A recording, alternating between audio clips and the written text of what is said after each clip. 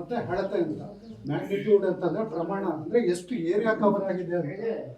ಆಮೇಲೆ ಇಂಟೆನ್ಸಿಟಿ ಅಂತಂದರೆ ಅಳತೆ ಮಾಡೋದು, ಅಂದರೆ ಎಷ್ಟು ಇಂಟೆನ್ಸಿಟಿ ಆಗಿದೆ ಅಂತ. ಈಗ ನಮ್ಮಲ್ಲಾಗಿರೋದು 2.3 ಅಂತಿದೆ. 2.3 ಅಂದರೆ ಮೈನರ್ ಅರ್ಥಬೇಕು, ಇದರಿಂದ ಆತಂಕ ಪಡೋಂಥದ್ದು ಏನೂ ಇಲ್ಲ. ಇದರಲ್ಲೂ ಬೇರೆ ಅಂತಂದರೆ 4.5 ಅಥವಾ 5.4, 6, 7 ಅಂತಂದರೆ ಅದು ಜಾಸ್ತಿ ಆಗುತ್ತೆ.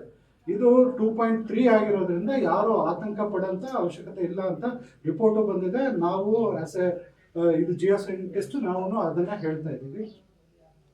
Thank you sir. ಇನ್ನೊಂದು ಒಂದು ಮಾತು ಕೇಳೋದು, ಇದಕ್ಕಿಂತ ಮುಂಚಿತವಾಗಿ 5ನೇ ತಾರೀಕು ಆಗಿರ್ತಕ್ಕಂಥದ್ದು ಏನಿದು ಏನು 2.3 ಆಗ್ಯದ. ಇದಕ್ಕಿಂತ ಮುಂಚಿತ ಇದ್ರ ಡಬಲ್ ಆಗಿತ್ತು. ವಾತಾವರಣ ಹೆಂಗಿತ್ತಂದ್ರೆ 5 ಗಂಟೆ 7 ನಿಮಿಷಕ್ಕೆ ಇದ್ರ ಡಬಲ್ ಆಗಿತ್ತು. ಏನು 2.3 ಆಗ್ಯದ, ಇದ್ರ ಡಬಲ್ ಅಂದ್ರೆ 4 ಸಮಥಿಂಗ್ ಆಗ್ತದೆ. ಅಂದ್ರೆ ಅವತ್ತು ಆ ಸಂದರ್ಭದಲ್ಲಿ ಅಂದ್ರೆ 5 ಗಂಟೆ 7 ನಿಮಿಷ ಆಗಿತ್ತು. ಭಯದ ವಾತಾವರಣ ಇತ್ತು. ನಾವೆಲ್ಲ ನಿದ್ದೆಯಲ್ಲಿ ಜಾರಿದೆವು. ಅದು ಬಹಳ ಭಯಾನಕ ಆಗಿತ್ತು. ನಾವು ಟಿವಿ ನಲ್ಲಿ ಅವ್ರಿಗೆ ಗಮನಕ್ಕೆ ತಂದಿದೆ. ಆದ್ರೂ ಕೂಡ ಅವರು ನಿಮ್ಮ ಮೇಲಧಿಕಾರಿಗಳಿಗೆ ಯಾವುದೇ ಸಂಬಂಧಪಟ್ಟ ಇಲಾಖೆಗಳಿಗೆ ತಿಳಿಸಲಿಲ್ಲ. ಅದು 2ನೇ ಸಲ ತಿಳಿಸಿದ ಅಧ್ಯಕ್ಷರು ತಿಳಿಸಿದ್ರು, ನಾವು ತಿಳಿಸಿದ್ವಿ, ಮಾನ್ಯ ತಹಸೀಲ್ದಾರ್ ಸಾಹೇಬ್ರ ಗಮನಕ್ಕೆ ತಿಳಿಸಿದ್ವಿ, ಅದನ್ನ ಮಾನ್ಯ ನಮ್ಮ ಶಾಸಕರ ಸಾಹೇಬ್ರ ಗಮನಕ್ಕೆ ತಂದಿವಿ. ಆದ್ರೂ ಕೂಡ ಅವರೆಲ್ಲರೂ ಗಮನಕ್ಕೆ ತಂದಾಗ ನಿಮ್ಮೆಲ್ಲ ತಂದ ಕೇಸಿಂದ ಇವತ್ತೆಲ್ಲ ಇದು ತಂದಿದ್ದೀವಿ. ನಾವು ಹೇಳ್ತಾ ಇದ್ದೀವಿ ಇವಾಗ 2.3 ಆಗ್ಯದ ತಂದು ಬರ್ತಕ್ಕಂಥ ದಿನಗಳಲ್ಲಿ ಇನ್ನು ಹೆಚ್ಚಿನ. ಯಾಕಂದ್ರೆ 92, 93 ಸಮಥಿಂಗ್ ಆ ಟೈಮ್ದಾಗ, ಆ ಸಂದರ್ಭದಲ್ಲಿ ಅದು ಕಿಲ್ಲರಿ ಒಳಗೆ ಊರೇ ಪೂರ ಭೂಕಂಪ ಹಾಕಿಸಿದ ಜನನೇ ಪೂರ ಸರ್ವನಾಶ ಹೋಗ್ಯದ.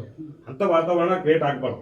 ಯಾಕೆ ಮಾನ್ಯ ಶಾಸಕರಲ್ಲಿ ಮತ್ತು ಮಾನ್ಯ ದಂಡಾಧಿಕಾರಿಯಲ್ಲಿ ನಮ್ಮ ಗ್ರಾಮಸ್ಥರ ವತಿಯಿಂದ ನಾನು ನಿಮಗೆ ಕೈ ಮುಗಿದು ಕೇಳ್ಕೊತೀನಿ, ಇಂಥ ಯಾವೇ ಆಗ್ಲಾರ್ದಂಗೆ ಇನ್ನೂ ಹೆಚ್ಚಿನ ಏನು ತಂಡ ರಚನೆ ಮಾಡ್ರಿ, ಸರ್ಕಾರ ಗಮನಕ್ಕೆ ತೊಗೊಂಬರಿ, ತನ್ನ ಕೇಸಿಂದ ಒಂದು ಒಳ್ಳೆಯ ಈ ಭಾಗದ ಜನತೆಗೆ ಯಾವುದೇ ಭಯ ಆತಂಕ ಆಗಲಾರ್ದಂಗೆ ತಾವು ನೋಡ್ಕೋಬೇಕಂತ ನಾನು